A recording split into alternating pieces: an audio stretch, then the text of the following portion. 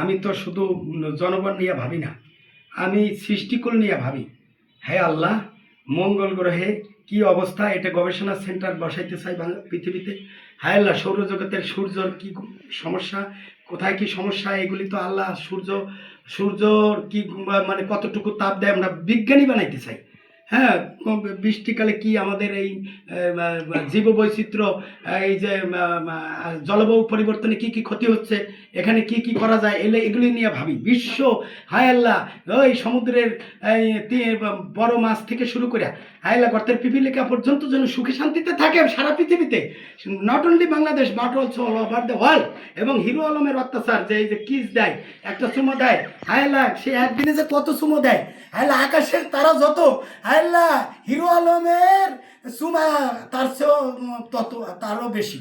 হ্যাঁ আল্লাহ, তার চুমা তত, তার চেয়েও বেশি দেখা যায়। হ্যাঁ আল্লাহ, এই হিরো আলম থেকে, এই জাতিকে, এই সুমার ট্রায়াল থেকে, সুমার ট্রেনিং থেকে আমাদের ছোট কচিকাচা বাচ্চা যারা নতুন একটু ভালোবাসা শিখতেছে, এদেরকে হ্যাঁ আল্লাহ, এদেরকে হেফাজত করো।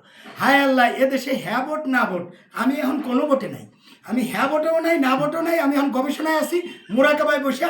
আল্লাহ, তোমার থেকে সাহায্য নিয়ে জাতিকে খোলাসা করে দেবো যে আমি হ্যার পক্ষে না নার পক্ষে, আপাতত কোনো পক্ষে গেলাম না।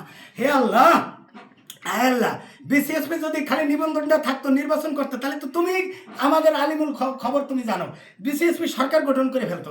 কিন্তু আল্লাহ, নিবন্ধনটা না থাকার কারণে, তারপরে আমার সমস্যা নাই, আমাকে তো বাবুই পাখিরা তারা আমার কাছে একটা আরজ করছে যে তালগাছ যেন আপনি যতদিন আপনি বিসিএসপি বাইচে আছেন এবং আপনি মরে যাওয়ার পরেও যেন তাল গাছটা না কাটে, বিনা প্রয়োজনে তাল গাছ না কাটে, প্রয়োজন হলেও যেন তাল গাছটা না কাটে চাহিদাটা অন্যভাবে মিটায়, প্রয়োজনে আপনার ফান্ড থেকে টাকা দিয়া তাল গাছ কিনে রাখবেন। কিন্তু আমাদের একটা চড়ুই পাখি আর একটা চড়ুই পাখির সাথে যখন বিয়ে হবে, দিন তারিখ ধার্য হলো, ডিম পারবে, এর মতো অবস্থায় তাল গাছ কাটিয়ে আল্লাহ তাদের বংশ পরম্পরা তাদের ব্যাঘাত ঘটে, তারা বংশ ঘটাইতে না, বিস্তার ঘটাইতে না। তদ্রূপ চট্টগ্রামের হাতিরাও সমস্যায় আছে।